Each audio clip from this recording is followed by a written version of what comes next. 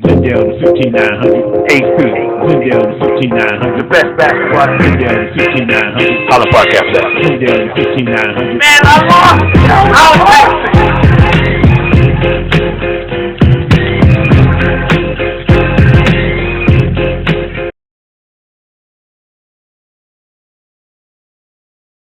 All right, everybody doing today. All right, I want to welcome you to Glendale, the 15900 podcast. We are embarking on a historic project to preserve the memory of Highland Park Athletics. Guys, we are working on a historic project to help preserve the memory of Highland Park Athletics. This podcast will cover sports throughout the decades while immersing in shared memories and ensuring that our athletic history is preserved. Glendale 15900 will address the impact that Highland Park Athletics had on so many of its young athletes. This podcast will cover high school sports, recreation centers, summer, auxiliary sporting teams from the past and present, and everything in between. Thank you for joining us, and for the beginning of this part is this preservation. All right, we're gonna start with Eric Reed, class of '83. He's gonna get us rolling. Also on the panel, we have the great coach Cecil Rice.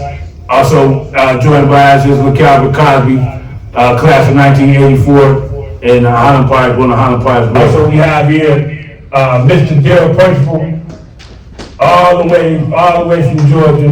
And Coach, we want to welcome you and pay our homage to our coaches today. Also, not in attendance today, we have like a little scheduling conflict with our other great basketball coach, Mr. Freddie Doris. All right, guys, we want to thank you. Eric Reed, you take it off. Thank you, Sid.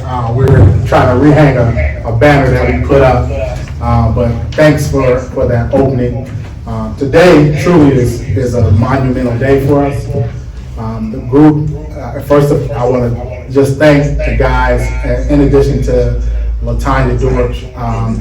We came together over a year ago, just through text messaging, and when I say we text each other every day, we text each other every day, and the things that we talked about was always around, just our growing up in Highland Park, and just the impacts of, coaches, other guys that we played with, being able to compete at the highest level, and we thought that it was important for us to come together and do something more formal, and so we developed the podcast, Glendale to 15900, and this really is kind of the official kickoff. And so, one, we want to thank the folks who joined us live. We also want to thank those that are able to join us via Zoom. Andre Livingston, Perry Cadian, Christopher Clayton, Tony Reynolds, Sean Hackney, and of Coach Percival. As a graduate of Highland Park in 1983, and a four-year basketball player who had the privilege of playing under Mr. Rice, as well as Coach Percival, I truly feel blessed to be a part of this day, for us to be able to come together and to recognize true legends of the city that we grew up in. And so we just want to make sure that we continue to recognize the great things, the great accomplishments that happened in our city and in our school district. And this is really kind of the kickoff for that. And so part of what we've done with Glendale to 15900 over the past year, we've started this process in Cedric's basement, and we've been able to have folks from the 60s, 70s, and 80s come in to sit down with us and share memories, and it's been eye-opening for me. And so we want to just continue to do that. And so there will be other podcasts that we will do both live, and we'll be sharing the recordings. But the goal, as Cedric said, is to really recognize individuals who made an impact in the city, starting from the 1960s going forward. And so I want to, again, thank Wayne Dorsch from the class of 1976, Mike Drain from the class of 1987, Lake Cosby, who joins us on the panel, class of 1984, Renardo Brown, class of 1982, Lynn Payton, class of 1986, and of course Ian, who's our engineer, class of 2008, as well as LaTanya, for, again, being a great team and making this happen. And so we'll kind of open things up. Again, Mr. Rice, thank you first and foremost for being able to join us in person. It's a true pleasure.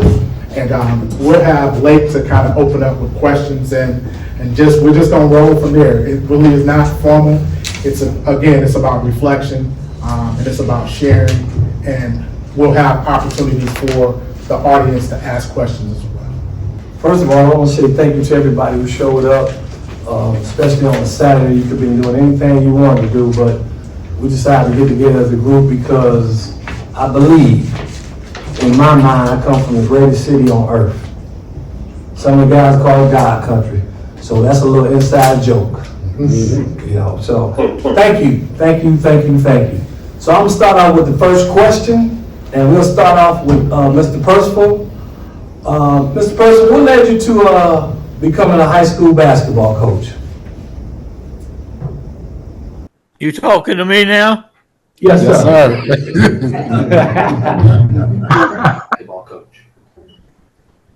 Well, it's hard to say. I guess it's within my blood. I was not a very good basketball player, but it's got in my heart, and that's what I wanted to do. So that's where I ended up. And I think, really and truly,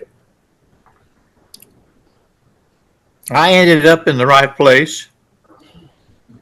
I think every day I go back and think of the things that we accomplished at Highland Park.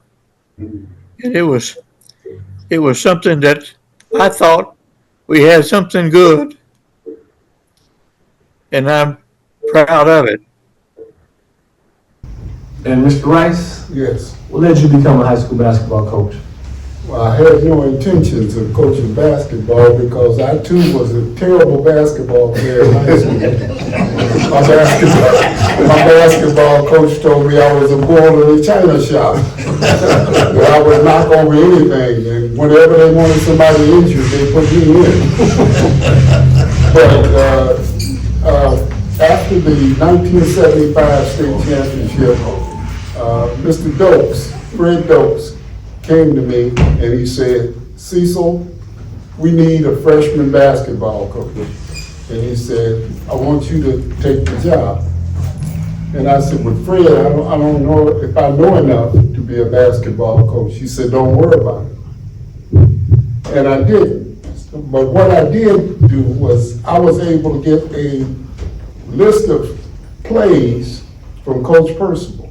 He sat down with me and he put me through the playbook and showed me and gave me drills, and they talked to me. And we even went on a couple of conferences, and I had opportunity to talk to other college coaches about the game. And I started studying basketball like I studied everything else. And those of you who took my class in high school, they know that if you came to me, you better have your stuff together. So I wasn't going to shortchange myself either. So I studied the game, and I studied it hard. And then I brought a friend of mine in who was the bus driver, Henderson Watkins. And Henderson was my co-coach behind the scenes. But I was fortunate enough to have players on the basketball team that had natural talent and abilities, like this young man sitting here in the front, Renardo Brown. And I think of Derek Bursey. I remember playing a game in Pontiac, and Derek Bursey came to me and he said, and this was after Twine had been fouling. He was fouling people left and right because he didn't want to move his feet. All he wanted to do was reach with his hands. And he says, you know what, we got to preserve. Derek first, he came to the huddle, he said, we got to preserve ourselves and protect our players. He said, Coach, we got to go to a zone. And you know, we were man-to-man in Highland Park because we had some of the fastest and best defenders on the planet. But Derek Mercy had basketball knowledge far beyond what you would think of as a normal person. Just like J.J. Crawl and Renardo Brown, they came in equipped. Coaching them was a pleasure. Yeah, but Fred Dokes was responsible for recruiting me. Derek Percival was responsible for teaching me, along with Freddie Dokes. That's awesome. That's awesome. Thank you, Coach Rice. Coach Percival, so in your opinion, and then we'll throw it back to Coach Rice, what made Highland Park basketball so successful during the time that you coached? Oh, gee, I think, well, first of all, we had good players. We had many good players. And we had players that would take up they'd take up the slack of the starters, and they did a good job of filling in. But I think the fact that we had good players, we played together, we was a unit, and I think that that was the reason that we had so much success, is that we played together and we had good players. There ain't no question about the fact that we had players that were on top of the line. Awesome, awesome. Coach Rice? Well, I'd like to give Coach Percival more credit than he's taking for himself. We had good coaching too. And the fact that Coach Percival created a system whereby the freshman team and the JV team and the varsity team ran the same plays, had the same system. So that somebody played for me on Tuesday could play for the JV on Friday because they knew the same plays, they ran the same system. And I think at one point we even tried to get the middle schools to run our stuff. It didn't always work at the middle schools, but the freshman team, the JV team, and the varsity team all ran the same stuff, defenses and everything. Now, the freshman team was not as sophisticated, of course, as the varsity program, because Daryl would always tweak it and make it look less flawless. But I had some outstanding freshman basketball players, and not all of them always made it to the varsity, but the majority did. And I think having a system that we did contributed to a successful basketball program. And having the coach that we had at the head of the system also contributed. Thank you. And actually, that was going to be one of my questions further down. How important was it for freshmen to run the same plays as JV, JV to run the same plays as varsity? And so you answered that question. And it did. Playing for you as a freshman, then playing for Coach Dokes on JV, and then the last 2 years playing with Coach Percival, I mean, you knew what the expectations were. Right. And so Right. you weren't coming into anything new. If you did what you're supposed to do, then you were going to be successful. So thank you for sharing that. Exactly. Coach Percival. On the same Go ahead, Coach. on the same line, I think if you'll think back that I probably did something wrong to Cecil and Fred, because there was times, if you remember, I would take a freshman and I put a freshman in the starting lineup on the varsity. Stupid on my part, but at the same time, it worked out.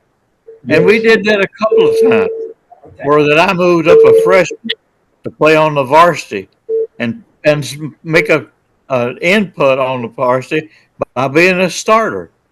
And I didn't make the mistake just the one time, but I think that that's important because we were able to maneuver our players, and it was good. A player that a freshman could go from the freshman level to the varsity and be successful. I think that was important.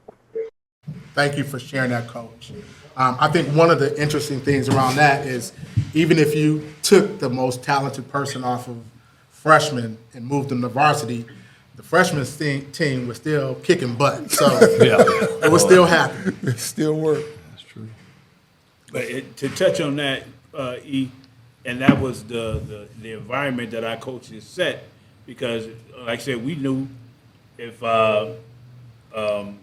you did what you're supposed to do and you played well, whatever, you had an opportunity to move up, and that was the competitive nature of us. We wanted our guys to move up because that was impact on what we were doing and what we was accomplishing. Right. Because hey, we got guys good enough to get plucked by Mr. Dopes, or they going straight to purse. It was a almost a system of reward for us, and we enjoyed that type of competition. Absolutely. So, Mr. Percival, got a question for you. How did you end up in Highland Park? I didn't understand. I said, how'd you end up in Highland Park becoming a teacher and a coach? Well, be honest with you, I have to give my aunt credit.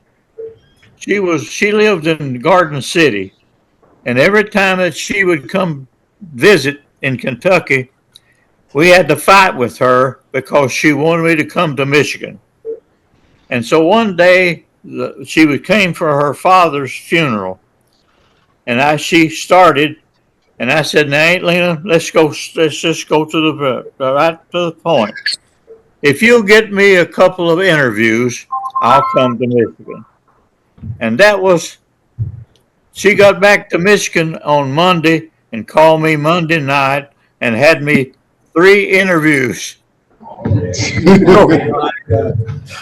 So I went to the 3 interviews, got 3 jobs, and it was my wife was in Kentucky doing working on her master's degree, and we had to make a decision, and we made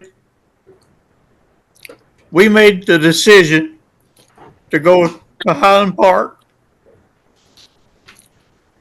Probably the best decision they ever made.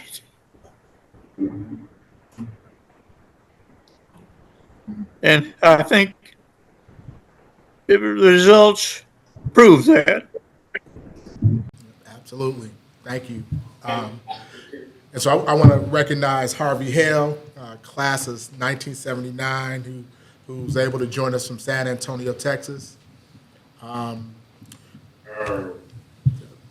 So my next question, and this goes to both coaches, and we'll start with you, Coach Percival. Can you share some of your biggest victories during your time as Highland Park basketball coach? Biggest victories, and then we're going to come back.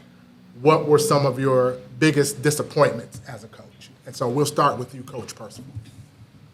Well, the biggest disappointment was you get beat. And sometimes, yeah, I didn't appreciate getting beat, but at the same time, it happens.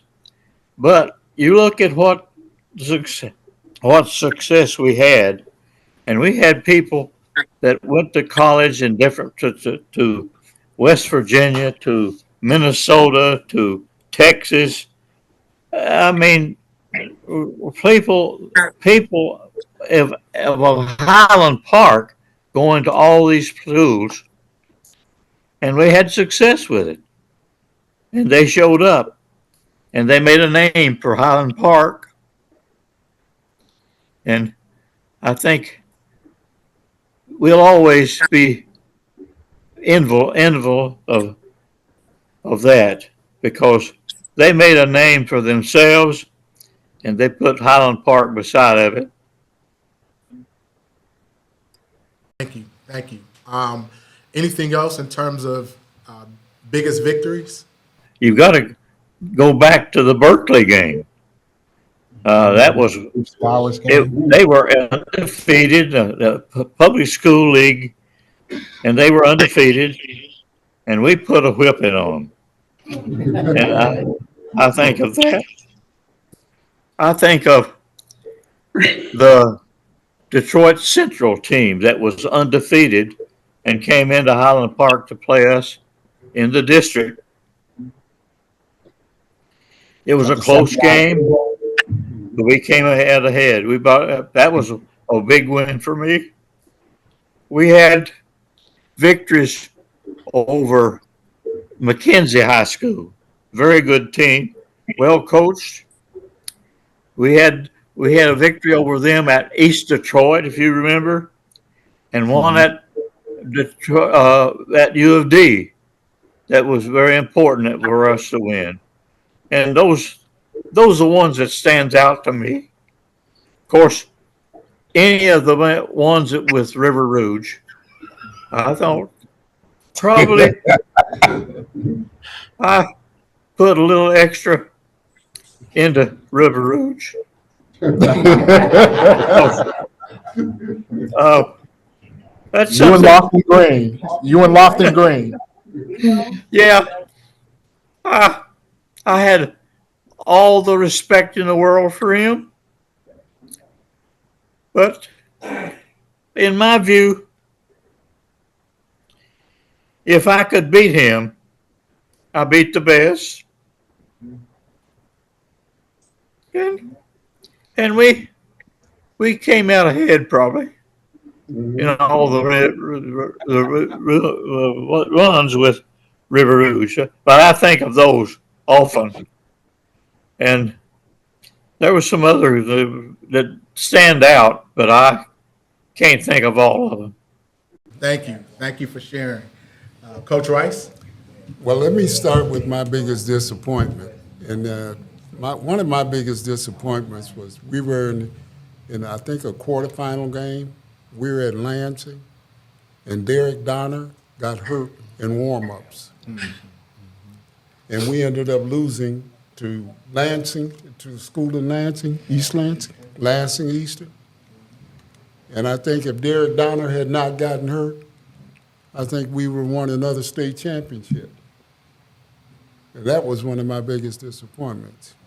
Now, one of my biggest thrills was just coaching some of the greatest high school basketball players that I've ever seen in my life. Now, there's one sitting in this audience that I didn't coach, but I also thought he was one of the greatest, and that's David Payton, sitting back there. Dave. I didn't have an opportunity to coach him, but I watched him, and I knew he was great. And absolutely, he's one of the greatest. But I had opportunity to work with some of the finest young men on the planet, and one that I miss dearly, who was a captain on my team, Broderick Knight, who passed away recently. That was a disappointment in my life, to go to his funeral. That was a deep disappointment, because Broderick was almost like a son to me, and that's the way I viewed my players. They were like sons to me. I remember I had to discipline Renardo Brown at a game. We were playing DePorce, and Renardo was acting up. And I told Once, Coach? I told Renardo that I would have to go upside his head if he didn't get straight. But I knew we couldn't win that game without Renardo either. I wasn't no fool. So once I got him straight at halftime, then we got him back in the game. And Renardo was a man from that point on. But I had to check him. And I didn't mind checking some of the fellas, because at that time I weighed at least 300 pounds. So I could check it.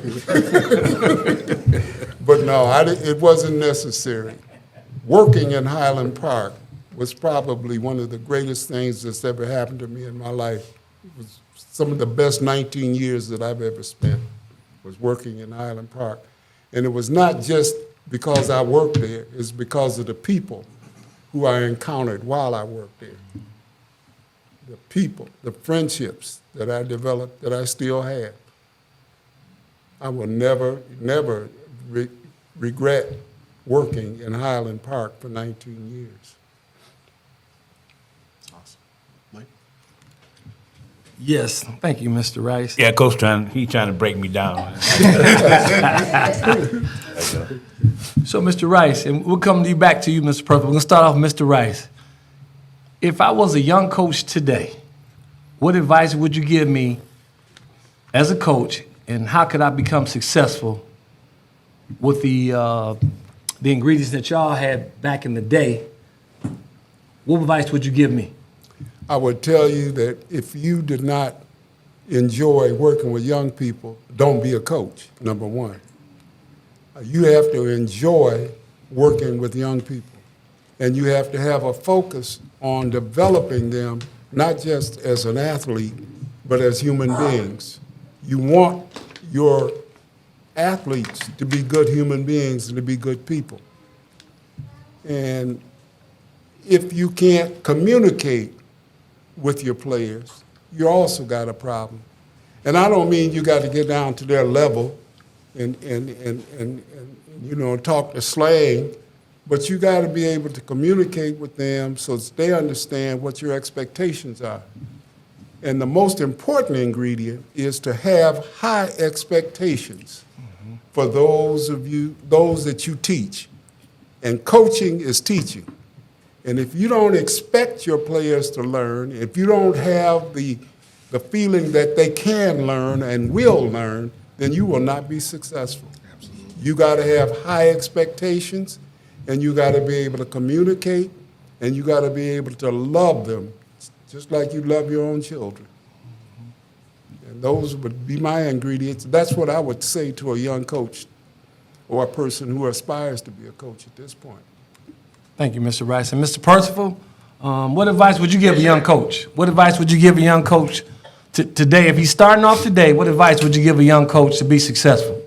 Well, first of all, I think you've got to be dedicated to the game. You can't just take up a coaching job for the fact that you want to coach. You got to love the game. You got to spend time with the game. You've got to spend extra time with the game, and you've got to really put your mind to it. I think a new coach that's just starting out has got to, first of all, love the game and put time into it. You got to learn all the new stuff that's going on. Sometimes that's difficult. The new things that is happening. Look at how basketball has changed since I've left the game. My stars, it's a different game altogether now. And you've got to keep up with what's going on. I think that was one of the things that helped us with our program, because Cecil and Fred had to look at the game a little different than I did, because their job was to, and we didn't take out the winning. We wanted them to win, but at the same time, they had to bring people around so that I could use them. Right. In other words, they had to get people to the point that they could play for me. And sometimes that happened very quickly because they did such a good job. But that's important from as far as our concern was, that they got the people that was in the program ready to play for me. Thank you. And along that line, the next question was going to be, and you touched on it a little bit, Coach Percival, but I want both you and Coach Rice just to talk about, I don't know how much high school basketball you watch these days, or college basketball, or even pros, but just talk a little bit from your perspectives on how much the game has changed from when you guys were at Highland Park. And we'll start with you, Coach Percival. Well, to be honest with you, I haven't followed high school basketball as I would like to. started when I moved to Macon. Then I went to a high school game where my granddaughter was going. And it was very difficult for me because I couldn't maneuver around in the bleachers. So I probably had to give up basketball at the high school level for that reason. But I stayed with basketball. Every time the ball would bounce, I would watch the college game. I watched so many college games. And you pick up a lot of stuff. You wonder what I would have done or what I would do with the game, way the game has changed. It was very, very interesting because I think that you've got to keep up with it. And some of the games, well, the 24-second clock has come in. There's a shot clock in high school basketball now. We didn't have that. I think it would be good. I think it is good. But there's so many things that's changed, and you've got to analyze it. I watch most of it change, and most of it I agree with what's going on. Thank you. Coach Rice? Well, I had two grandsons that played high school basketball, and that put me in a position of going to watch their games and to be able to analyze what I saw. And basically, I was disappointed in what I was seeing in a lot of the high school basketball because I didn't see the players who had developed their skills appropriately. I mean, I didn't see players shooting layups on the left side with the left hand. Mm-hmm. I saw players jumping off the wrong foot. Mm-hmm. I saw players trying to be an NBA star and trying to do this and that and the other. But they were slow. What used to frustrate me was when I would sit down when Coach Percival was coaching in games like Flint, when we played against Flint or when we played against Romulus and those teams, we were up and down the floor like blue blazes. I mean, I saw some of the fastest moving. Percy Cooper was one of the fastest human beings that I've ever seen with a basketball, moved up and down the court. Didn't see that nowadays. I didn't see the speed. I didn't see the attention to detail or the development of players as they should. And now and then you'll get somebody with super talent. Yeah, but for the majority of the games that I've seen, I was disappointed because I had to compare against what I had known from Highland Park. And there was nothing like Highland Park basketball to me. Awesome. I think that the comment, thank you, Coach Rice, that Coach Percival made about the 24-second shot clock. Right. I don't know if that would have mattered when we played just because of how tenacious we played on defense and how we put the pressure on. And so it was more, up-tempo, but that's just an interesting feedback as well. And it wouldn't have done much good to Berkeley either because Terry Durod was firing them up. Terry Durod had more points at halftime than they had on their whole team. And they told us, Hank Schramm wrote that article saying that Highland Park was disorganized, was a run and shoot, and we weren't organized. And Terry Durod came out, and I've never seen a show that he put on. He was shooting from half court, and nothing but net. Talking about that Berkeley game, huh? Yep, Berkeley game. And then we had another one at Toledo Scott, where this young man over here shot a jump shot. At the end of the game, they won the game for us at Toledo Scott, and we had to run out the gym because the referee, they had to escort the referee out the game because he called the shot good. But that was a basketball game that I would never forget, Toledo Scott in Berkeley. Thank you. Thank you. Yeah, so Coach Percival, this is a question that all the basketball players wanted to know is before the game, we had a ritual, we had a pregame warm-up, and it probably was the prettiest thing you ever want to see in your life. How'd you come up with that?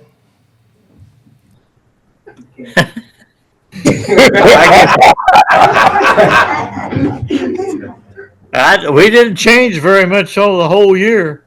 I mean, the whole time that I was there, we pretty much did the same thing as far as warm-ups. It probably shows how much I knew, but at the same time, I didn't see any sense in changing it because we were very successful with it. But a lot of schools did something different every year, but I guess I just stated the same thing, and it worked out for me. It was truly unique, our pregame, and I do think that it was extremely intimidating for a lot of teams. It was funny to us to watch other teams try to emulate it, and it just was a disaster. But it was so well coordinated, and that was a part of our practice. We had to do it right. Blake? Yes, Mr. Percival and Mr. Rice. One of the other questions we always was wondering, when it came to picking the uniforms, we had probably some of the best uniforms. Not probably. No, Eric corrected me. We did have the best uniforms as a high school. How did y'all end up picking or just coordinating the best uniforms a high school team could have? Oh, well, I took pride in those uniforms. I don't know whether you did or not. I think that you can make an impression on other teams by how you dress. Yes. I think our teams was top of the line as far as how they dressed. Right. And I think the uniforms was important. They may cost a little more, and I caught some flack over that. But at the same time, I thought the best thing that we could do was dress our players in good stuff, and we did. I think it's important. They look at you as you warm up, as you've already said, and they see the things not only that you do, but how you're dressed, and that sticks in their mind. Yes. Thank you, Coach. So we are going to, and we appreciate again, the reflections from both you and Coach Rice. We wanted to open it up to the folks that are in the audience as well as those that are online. So if there are any questions, Wayne Dortch is going to facilitate this process. No, Wayne's got a question for the coaches. That's it. Okay. Let's see. Testing 1, 2. Do it again. Can you guys hear me? Yeah, go ahead. Mr. Percival, can you hear me? Try it again, Wayne. Mr. Percival, can you hear me? Go ahead. Testing, can you hear me? They can hear you. Just go ahead and talk. Okay. Quick question. First of all, I'd like to thank everybody for being here. And I would like to thank Northwest Activity Center for putting on this beautiful podcast for us today. Because without the rec center, we wouldn't be able to make this happen. So I appreciate that. What was your thought process when you went to choose your 14 ball players for your varsity team each year? Process in choosing the players for each team. Oh, gee, that's the hardest job that I ever had to do. I had to pick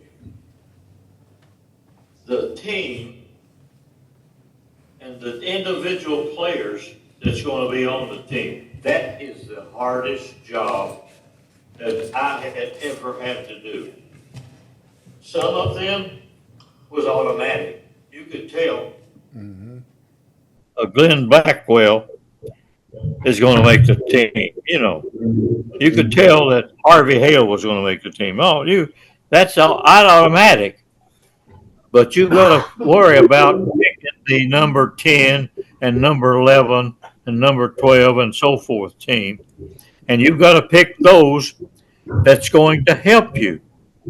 My idea was I've got to get somebody that can compete with the players that are going to play. And I think that our reserves, so to speak, our varsity reserves, pretty much did that. I think you have to pick players that can really play.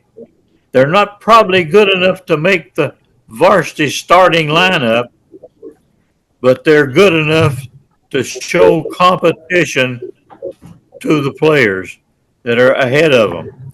And I think that's important. And it's very difficult to do because it's a decision that's going to come back to help you or it's going to come back to hurt you.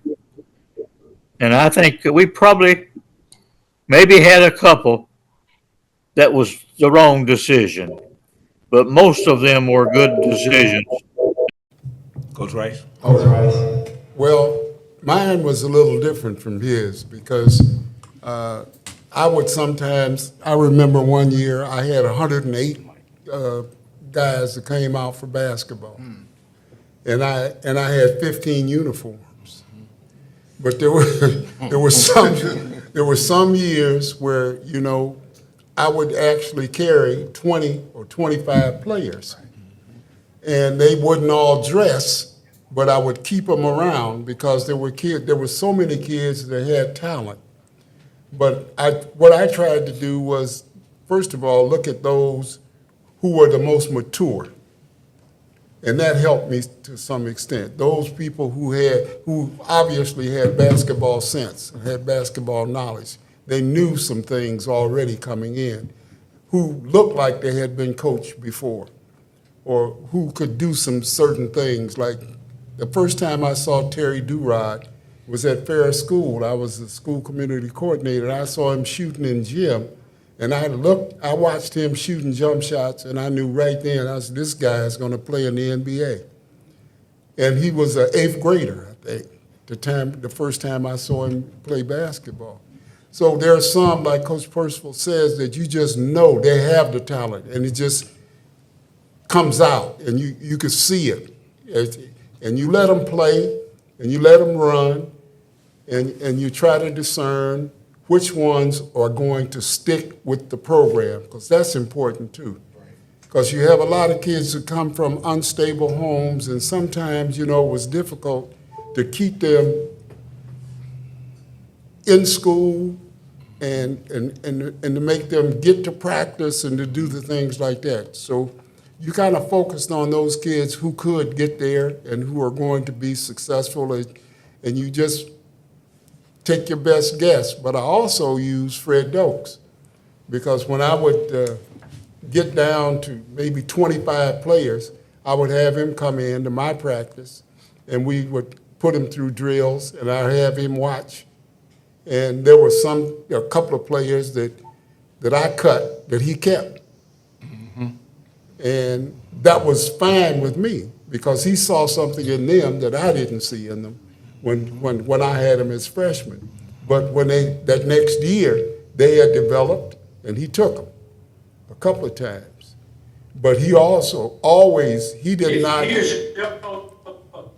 But, you know, I just had more players at the freshman level than they had at the varsity level. And I kept as many as I could. Can you guys hear us? Yes. All right, sorry, we had some technical difficulties on this end, but we wanted to move forward. Just want to recognize Lynn Payton, class of '86, joined a while ago. Welcome to the podcast, Lynn. Absolutely. Welcome, Lanier. Lynn Payton. This podcast was inspired from the multitude of conversations that my husband Cedric Dortch has had over the years, just about the memories of Highland Park athletics.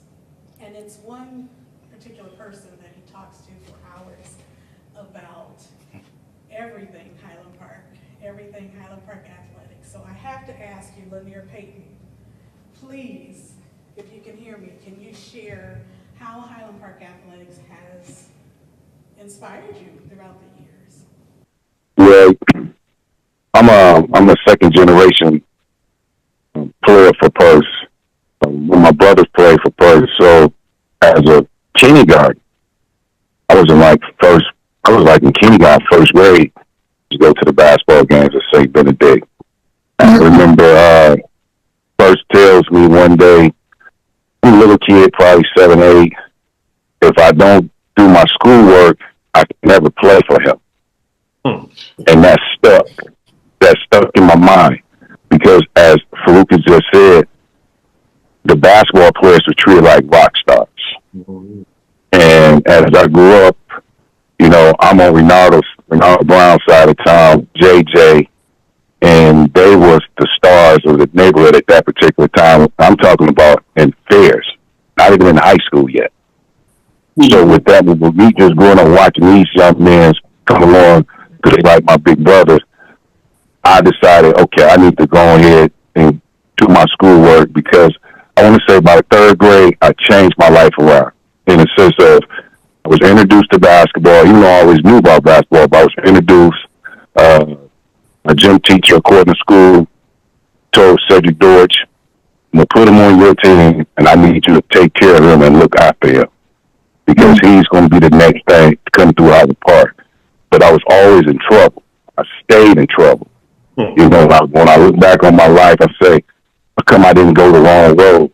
Sports was the driving force of me staying a positive road.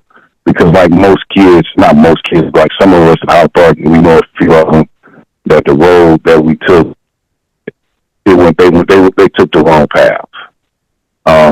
But athletics in Highland Park has, as Farouk said, it shaped me, it molded me.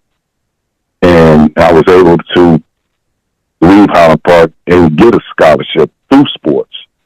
And as Percy said earlier, you got to be a student first. Student before you become an athlete. Because if you're not a student, you can never get to the athletic part where people can see what you can do. But athletics has always been a driving force in my life. For me, eventually coming back to coach football at Highland Park, I always tell the young men, hey, you got to get outside this city. There's much more than just this city. But you must do your schoolwork first. No matter how good you think you are, if your grades is not up to par, there's no way you can get outside this box. But the box is a real big box outside this box. So I like to say, like as everybody has already reiterated, I'd like to give thanks to Daddy Dokes first, Mr. Rice. I didn't ever get a chance to play for Mr. Rice because the year he left was my first year, which was Willie Johnson's first year. So I didn't get to play, but eventually me and his son is very close, talk to him daily. So he always keeps me abreast of his father. But again, thank you from the bottom of my heart. As Ruka said, y'all shaped me because I didn't have a father. Daddy Dokes was the biggest thing. He always told me,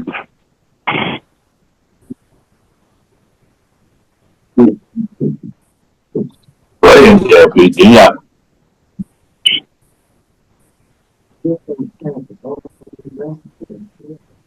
Daddy Dokes was my guy. He always gave me that word of encouragement, along with Post. And there's nothing I can really do or say to show my appreciation, but to live my life to those great guys that I looked up to, and they was good mentors. If they ever need anything from me, there. I'm there. Thank you, man. Thank you, Lynn. Tanya, this is Tony Reynolds. Hi, Tony. How are you today? I'm doing great. Great, Good, great. good. Let me speak on both gentlemen for a quick minute.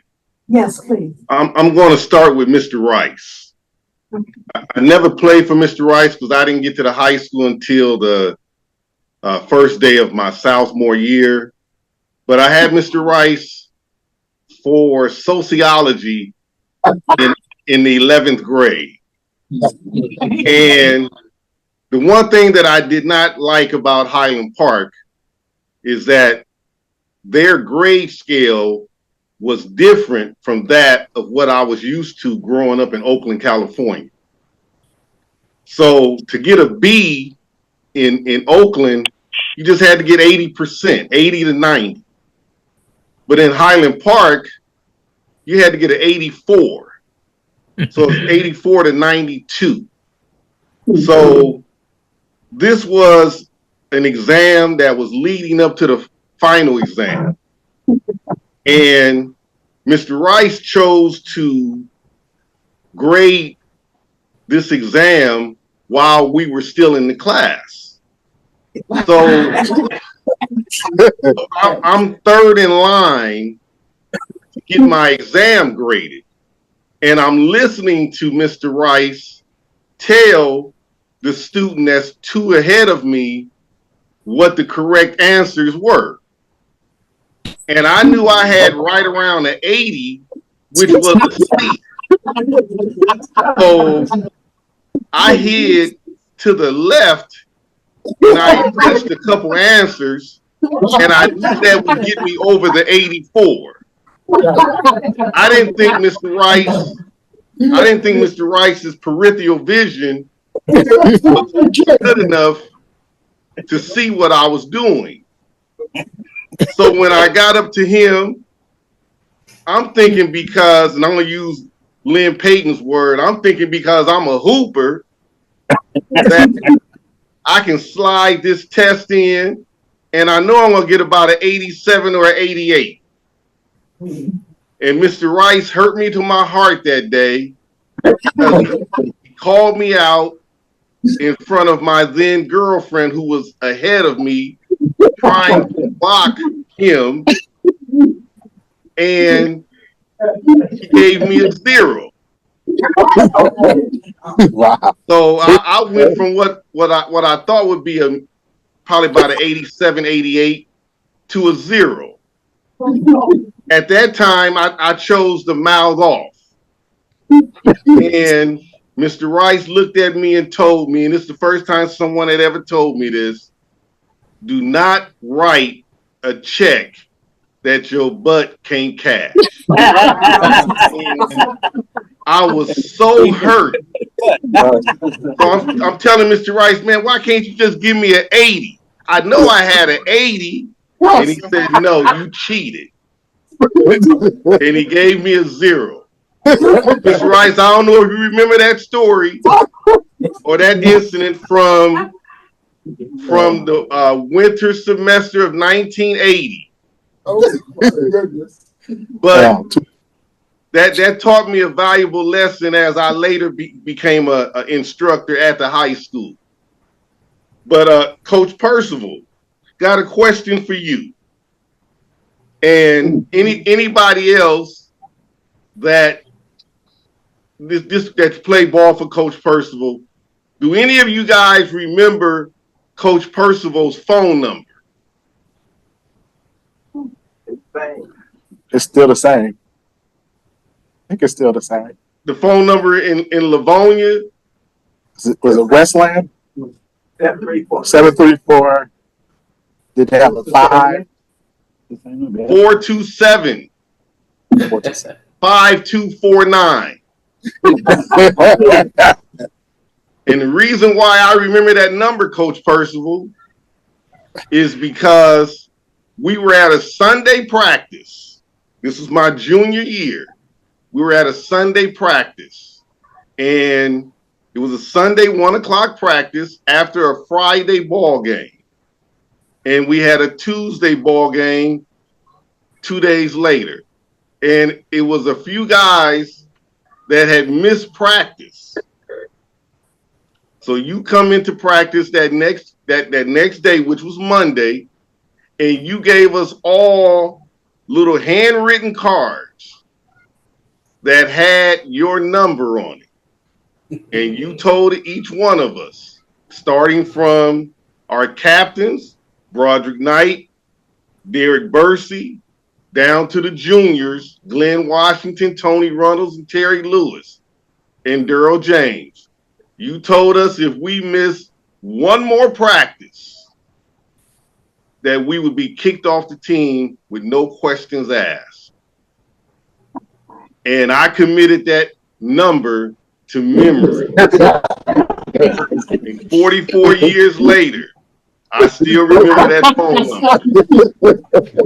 44 years later, I still remember that number. Now, and I shouldn't say this, but I am. There were a couple individuals that missed another practice, and they were kicked off the team.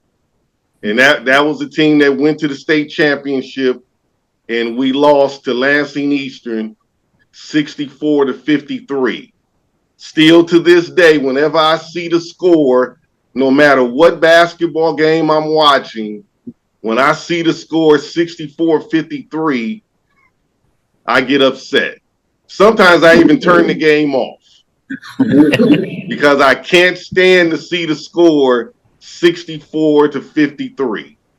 But those are some memories of discipline that both gentlemen gave me. You know, to don't cheat and be on time. So I want to thank both of you. That's terrific, Tony. Thank you. Thank you for sharing. I was sort of mean in that way, you know.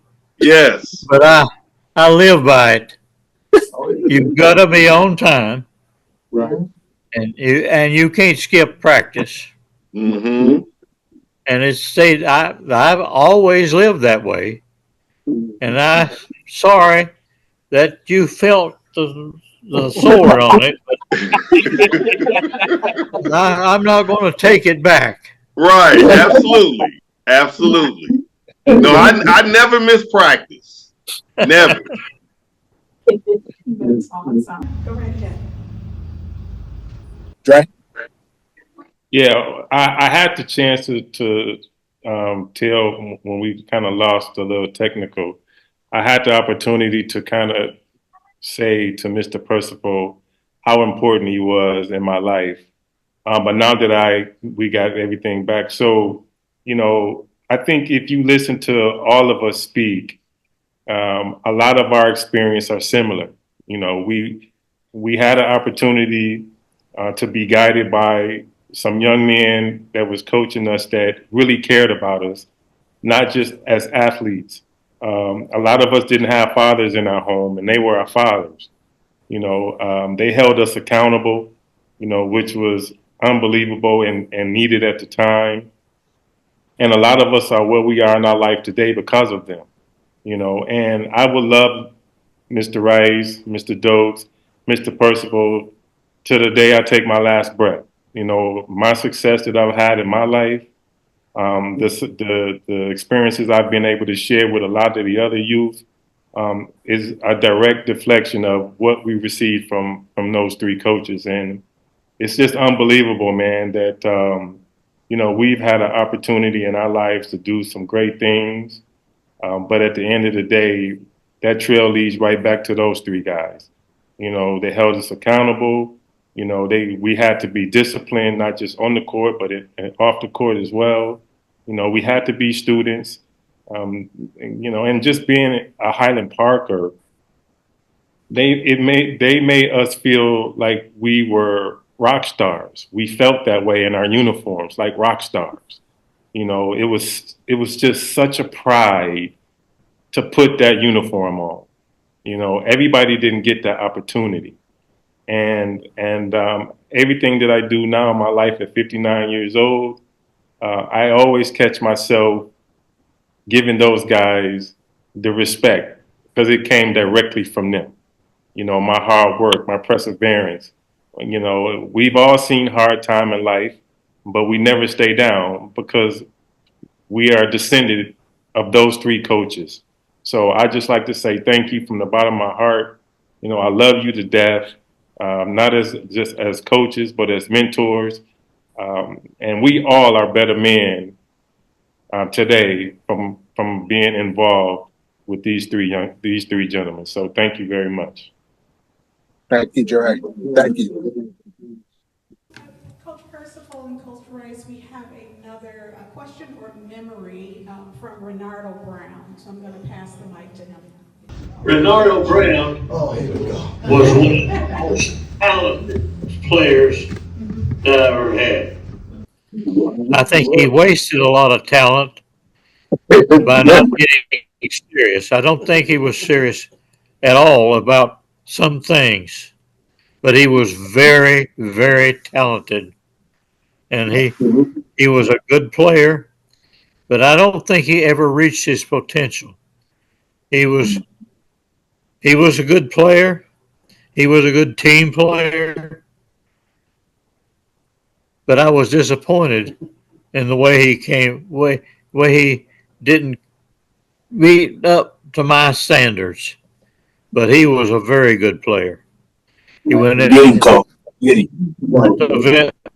West Virginia, had a good career down there, and probably reached his potential there. But I always respected him. I always loved him. But He's got a question for you. Okay. What was the other question? Well, you got me kind of thinking right now, because I think that was a bad move for West Virginia. Speak up. West Virginia, I thought I could have went somewhere else. I probably reached my potential. Because I remember in practice, Cali used to always like criticize situations that we go through in practice. And the guys would laugh on the team, and I just hit them with a couple punches. I said, let me tell y'all something. Every drill y'all running right now, me and JJ Crawl did it better than all the seniors. We was better prepared. We had everything. You know what I'm saying? So I'm gonna thank you for that. You was the best coach that I've ever had. You taught me so much on defense, and it's crazy. I just applied for a coaching position yesterday. Girls basketball coach. They wanted me to coach them, so I applied. I had an interview and everything. So when I go in there and have an interview, they asked me a lot of questions. And you know what I pulled out? Your book you gave me with all your plays and all your drills, and I talked about you, and then we just left it. We just left it alone. Said you got the job. Whenever you just come back to school Monday, we're gonna let everybody know that you're gonna be the girls' head coach. And I'm looking at myself, 60 years old, coaching again. But let me get back. I'm gonna get back to you in a minute. I'm gonna go to Mr. Rice now. What I learned about the program is discipline. I heard Lynn talking about it, the discipline. I was kind of cocky.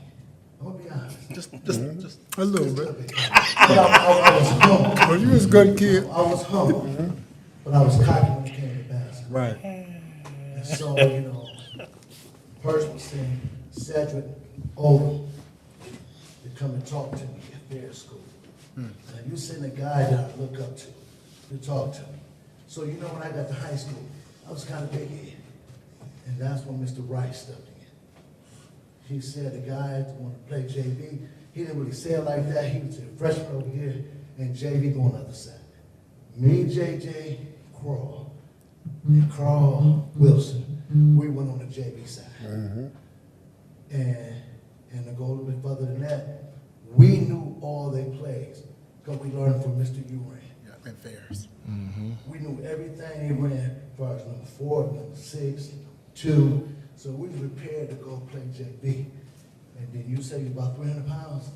You came over there and told us what were we doing there. I ain't gonna say the word, but you said another word. Get our ass back on the other side. From that day on, I knew not to mess with you. That was one thing. And, we won a lot of people messed up, probably won all the games. Yep. And then I got moved up to varsity. Right. But what stood out to personal was my sophomore year, no, my freshman year. I was trying out for varsity in the summer, because back in there, you had to get ready. In the summer, yep. So it wasn't just like Yeah. waiting till December, we had Right. to get ready for summer basketball. Summer basketball. So I'm a young guy coming in the gym. I'm all chilling, I'm sitting down, and then Percival was mad at me. I don't know what I did. Maybe I came in late, Percival. And you said exact words. You said, I should get Broderick Knight to whoop me up. Tony was there, you probably remember that, for being late. And I looked at Percival like, damn, I get it for every game. And from that day, I knew I had Not to be late, that's right. You know what I'm saying? I was always a humble kid, but I had to get more discipline. And when I became disciplined and I started listening to Percival, I'm telling you, I'm 60 years old right now. And everywhere I go, when you bring up Highland Park, my God, it's like a God, what you were saying. Yep. That's all they talk about. Yep. Guys remember all the legends and everything. And I didn't realize, I knew he was good, but damn. Yep. Purse number 2014, what was it, number 5 in the nation? What was it, number 5? Yes, sir. What was it? Ranked in the nation. Number 5 in the nation. That's right. Talk about it. And we won 24 straight games. That's right. And then we got guys like Big Sid and The Cowboys. Rebound. I don't want to call them that. Rebound, man. They came back and won 24 games trying to break our record. So you made the standards really high. I mean, you pushed us to the point, and you probably don't remember this. We was going against Lofton Green, and you was over there in the corner, you was talking. I walked over there to you, person, and I told you, don't worry about it, we got this. That's the kind of confidence I had, because I had that much confidence in you, because you always prepared us to be ready for anything. Anything. That's true. You kept us sharp in all the drills. You know, even nowadays, I don't think there's too many teams can do that tip drill like we did. Nobody. All that came from you with the blue and white ball, the uniform, the sweats, and all that. I mean, going over your house, eating them cookies, brownies. Got us away, got us out the hood to go over there in Westland. You did so many beautiful things. You go in his house, man, you walking in, he got everything at Highland Park in one room. I was talking to a guy last week, and he was telling me he lived like 4 miles from you. He said, you ain't seen nothing. You need to go visit him and go in his basement. He got his basement the same way he had that room in Westland. And you started it. And I never played for Dokes, but trust me, I feel like I played for him. Because you gave all your coaches equal opportunity to talk to the players, one-on-one. You don't get that no more. The head coach got to be around you. And you gave them opportunity, and we did everything the varsity did. Bryce, though, we did everything. Out of bounds play. We pretty much walked like y'all. We did get our gym shoes. Everything was exactly. And you had a mindset to think like that. Yep. They're going to look good. You're gonna play. You had a mindset. You set to the realize standard. you was in a different environment. Right, set the And standard. you feel like one of us. And when I was at your house, I feel like one of y'all. So you treated everybody the same. That's why we're here now. You know, and to get back to me on potential why, I thought I did a good job for you, and I think you did a good job for me. We helped each other. And that year, 1982, you was coach of the year. How did that happen? How did that happen? He was coach of the year, 1982. I mean, you were just a great guy. I just thought I should not have went to West Virginia, though. Talking about it. You know, Cal was a little different. He didn't have your flavor. So you know how to get on us and then build us up. And we didn't mind playing for you. So I love you, and I know everybody else here love you, and I'm glad y'all invited me to come, because I've been crying all day. Everybody talking about Ronaldo. I've been, you know what I'm saying, just the real, that's who I am right now. And all that came from you. And I remember I got in trouble. I'm gonna leave with this. I was so mad, and I went home, and I was like telling them what happened. My father stopped right there. When you talking about something negative or about coaching or whatever, he had so much love for Mr. Percival. You couldn't say nothing about Percival. And from that day, I knew that was my second dad. And I'm being honest and I'm telling you now. That's my love to you, Percival.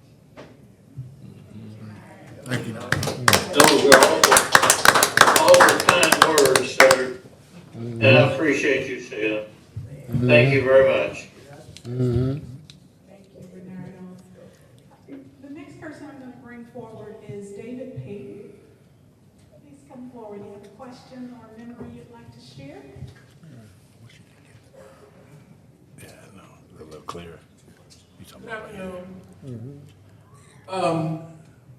First I want to speak, brief speaking.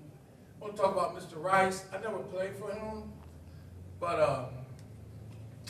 I got to know Mr. Rice pretty well. I just admired Mr. Rice. I thought about, guy was the social studies teacher. He went from a social studies teacher all the way to superintendent of Southfield Schools. And man he stayed at Holland Park almost 20 years, helped build a program at Holland Park, and I saw how he did that. And I was assistant coach. I kind of leaned on him because I did some assistant coaching too. I kind of leaned on him, got ideas on how to become assistant coach, because I eventually did that, and I also became a head coach eventually. So I got some ideas through him, and I appreciate you, Mr. Rice. Thank you. Coach Dokes is not here, but I was the first. I played for Mr. Dokes. It was his first team at Holland Park in 1971. And I heard Mr. Rice and Coach Percival talk about how terrible they were. I was the last man on the team. And Mr. Dokes actually pushed me. He pushed me. And I actually started one game for him. But like a fool, I went and tried to play hockey and broke my arm after I started one game. And but he gave me confidence. To keep playing. So eventually, I got up and started playing for Coach Percival. And I started playing pretty well, but sometimes, you get overconfident. And Coach Percival had to kind of discipline me, sat me down one day. He probably don't remember, but he cussed me out, kicked me out of practice. I know he don't remember, but he kicked me out, told me don't come to practice till I was ready. I told him I wasn't coming back, but his wife, she called me, got me to come back, and he wouldn't let me come back. he wouldn't let me come back. So she talked to me and let me come back. So, but eventually I came back and got better as a basketball player. And eventually I was able to earn a scholarship to Xavier. And when I went to Xavier, I wasn't playing as a freshman. I was going to drop out. But Coach Percival called me, and I thought that was very important because he called me, but I was going to come home. And he actually dropped drove down to Cincinnati and told me, you need to stay here. But I don't know, I was gonna come home. He stayed down with me a couple of days and made me stay. And I was eventually able to graduate. And I think that's where all three of the, that's how three of the guys, Mr. Dokes, Mr. Rice, and Coach Percival was always into that student athlete, and they really preached that, student athlete. And I think that's how all of us that's here, that's these athletes that's in this room, and all the ones that's not here, that's how we all embody staying focused on what we needed to do. And that's how all of us who coached other athletes were able to get them to stay focused. And I honestly appreciate the things that they were able to get me to stay focused and stay on course to graduate. And so I can actually try to instill that in the other folks. Sounds like. So I just want to say thank all three of you guys for being a part of my life. And I'm just so glad to be here. And Highland Park was where I was born and raised. And I can see him, but I can't hear him. Turn that on. Hold on. Sorry, Dave. Go ahead. Sorry. Go ahead, Dave. I'm just glad to be here, and I'm just so grateful that Highland Park is just a great city, and this is just a great institution to graduate from. No, Highland Park don't exist no more as a school, but I'm gonna tell you something. If it weren't for Highland Park, I don't know where I would be. And I just want to thank you, Coach Percival. I know you and I talk all the time, and I thank you. I never had a dad. I did have a dad, but my dad died at a young age, and you filled that void for me, and I want to thank you so much. Appreciate you. Thank you. Thank you, Dave. Coach Percival? Can you hear you? Yes, sir. Oh, you want to respond to that? Anything else you want to say? Anything else you want to say? No, I did. First of all, I want to compliment you guys for getting organized. I think it's probably somebody that took a bat and took it with a run and got you organized. I think that's very good. And I think you can see the results of it. And I think you find out that it's been helpful and it's been helpful for a long time. But I want to thank you for doing that. And I felt really good about coming here today.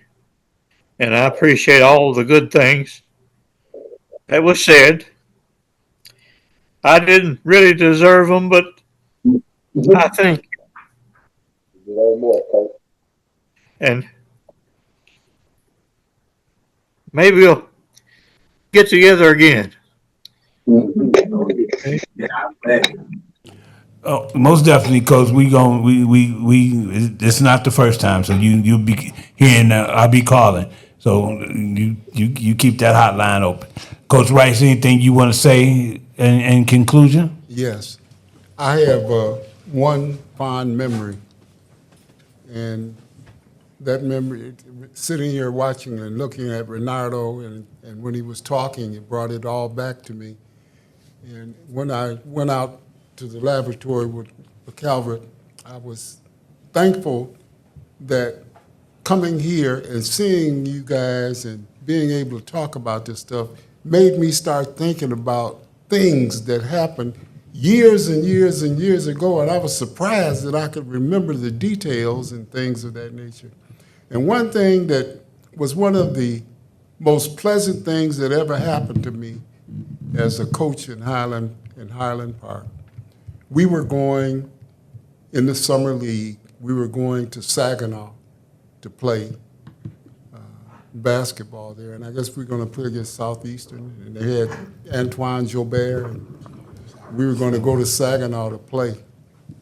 And I had a big station wagon, one of those big fancy station wagons, Chevrolet things, with the 3 seats in it, and I had the 8-track tape player and all of that stuff in that thing. And JJ and Renato got in my vehicle. And the thing that I remember most about it is they wanted me to play Tina Marie's album. And we played Tina Marie all the way to Saginaw. And they went up there and cleaned the clock. They beat everybody up there. And it was just fantastic. But the memory of me driving that station wagon and they sitting in the back singing with Tina Marie. So I will never forget. I don't even know if you remember that. But they sat there and they were singing, and I forget that song that she sang with, but they kept singing it over and over and over. But you know what? There was nothing in my life that ever compared to my experience in Highland Park. And I appreciate you young men for putting this on. I appreciate you for having me here. And like Percival said, I know some of the accolades I've heard I don't think I deserve because I was sometimes mean. And I just didn't do the grades to Tony Reynolds. I also flunked Doug Holly. And when I flunked Doug Holly for cheating, he had to go to summer school. And he had a full scholarship to go to college, but he couldn't graduate from high school because my class was government and he had to have that government class to pass. But he was cheating, and I flunked him. And I coached him, and I loved him, and I flunked him. Can I say one last thing, please? Oh, yes, Coach. I see, or I heard them saying that is recorded. I would very like a copy, if you will. Yes, Forgive yes. me. I've still got a little ego with me.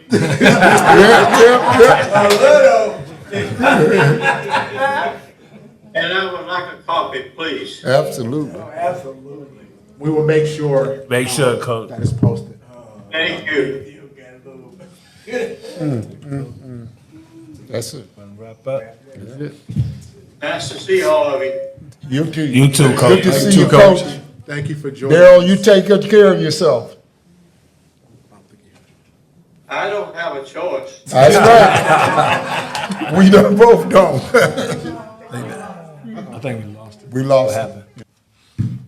All right, guys, in conclusion, like I said, this is our Highland Park podcast, Glendale to 15900. And like I said, it's just wanting everybody to know, and, you know, we want to make sure we get as much of our history on video as we possibly can. So, you know, this is just a start. We got a long way, a long line of great, you know, great athletic programs that we had at Highland Park, and we're going to give everybody the opportunity to speak their piece. And you just want to start with, like I said, you know, I'm a football player, but I know that Highland Park basketball was the shit in Highland Park, and you know, I lived it. I had to deal with this guy in my household at 8 years old. I gotta listen to we state champions. I gotta listen to that garbage. So you know that was tormenting me. So but we wanted to make sure that like I said, our history get told, because like I said, unfortunately we lost our school. So, you know, and a lot of our treasures, and we just want to make sure people like Coach Rice, Coach Dokes, Coach Percival, get their just due and their recognition and their flowers from us. Because like I said, Absolutely. we are the people that they impacted the most. You know, and I don't, you know, Coach Rice could tell you know, when he had us, you know, his football team, his basketball team, you know, we are his children. And we are the children of everybody that coached at Highland Park. And that's the way they made us feel. And you know, and I appreciate it. And I know everybody on this panel appreciate it. And I know the people in this audience understand that, hey, without them, like I said, where would we be? Yes. Where would we be? And who, you know, what influences, you know, but other negative influences we could have came by. But we had positive black men and white men. We got Percy freaking black.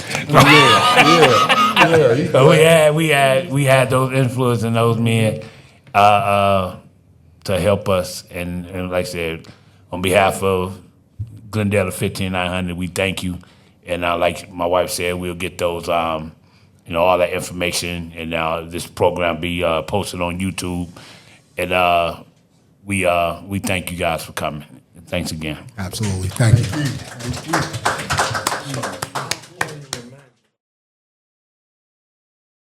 Glendale 15900. Glendale 15900. The best basketball. Glendale 15900. Highland Park Athletics. Glendale 15900. Man, I lost.